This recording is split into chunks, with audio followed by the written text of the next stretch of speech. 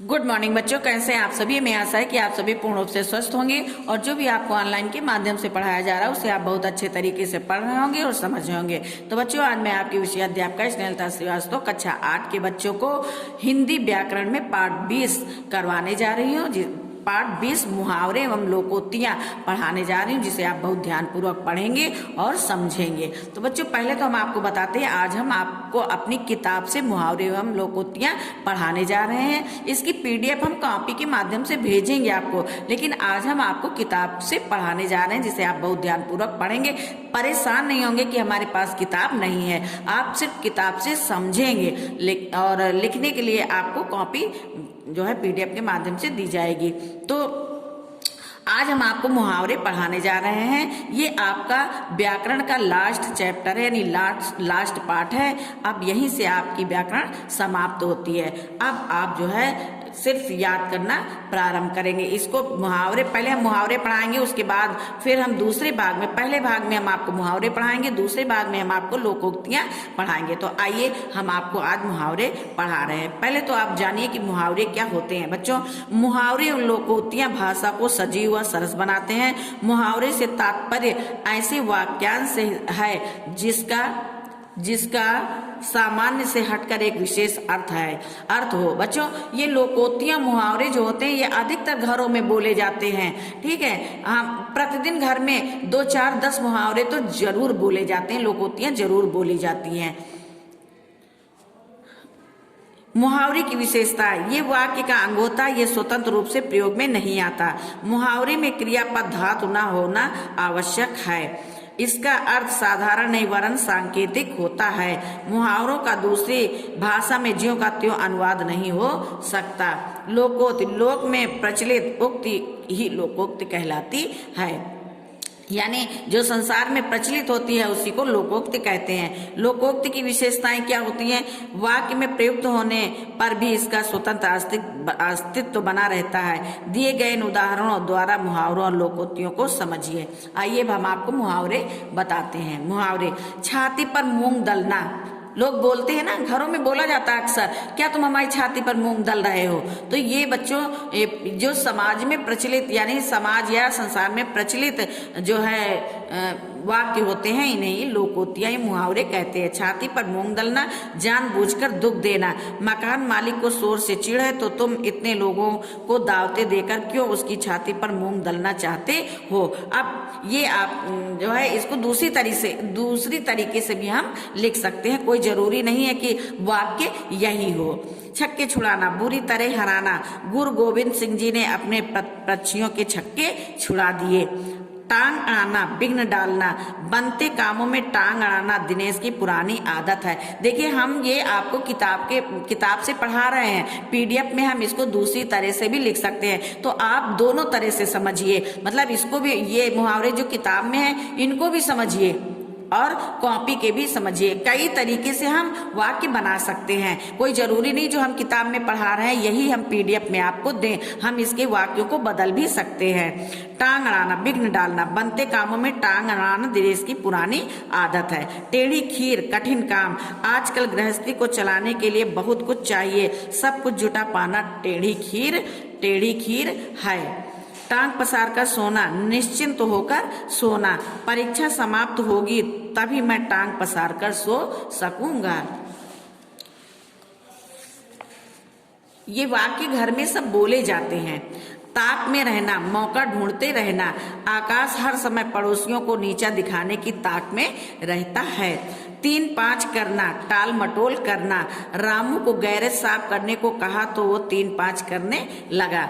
दांत खट्टे करना, परास्त करना। पाकिस्तान के आक्रमण करने पर भारतीय सैनिकों ने उनके सैनिकों के दांत खट्टे कर दिए।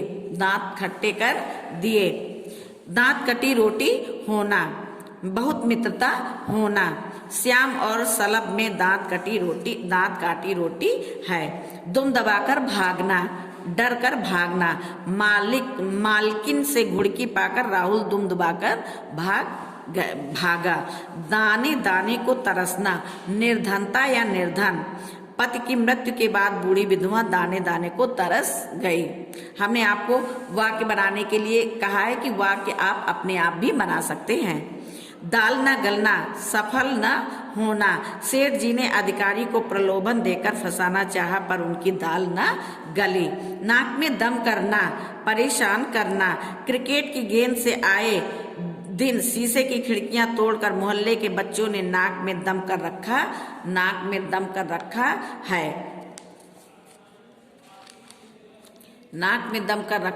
है। नाक कटना, अपमानित होना। नाक कटना, अपमानित होना। सम्मान न करना। हमने जो सारे जीवन की पूंजी पुत्री के विवाह में लगा दी, फिर भी उसके ससुराल वालों ने अब भी हमें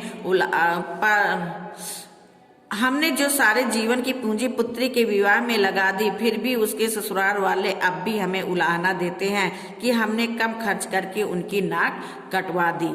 आप इसका छोटा वाक्य भी बना सकते हैं।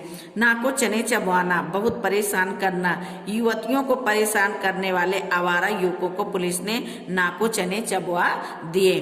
पहाड़ टूट पड़ना, भारी विपत्ति आना। नौकरी क्या छूटी, विजय बापू पर मानो पहाड़ ही टूट पड़ा। पानी फेरना, समाप्त कर देना। माता पिता ने समाज में जो प्रतिष्ठा कमाई, राकेश ने उस पर पानी फेर दिया। पोल खोलना, रहस्य भेद खोलना। चाची ने नेहा को घर का हाल बताया, पर नेहा ने सबके सामने उसकी पोल खोल दी। 5 उंगलियां घी में होना, लाभ ही लाभ होना। राजकुमार के 3 बेटों को उच्च पद प्राप्त हुए, अब तो उनकी 5 उंगलियां घी में हैं। बाल बाल बचना, मुश्किल से बचना। मैं तो सामने आते ट्रक की ओर से अनजान था। ट्रक ड्राइवर की सावधानी से ही मैं बाल बाल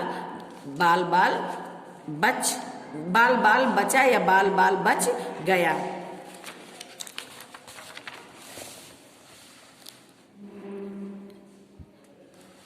इसके बाद है बाएं हाथ का खेल। लोग बोलते हैं घरों में कि ये तो हमारे दाएं बाएं हाथ का खेल है। बहुत ही आसान काम।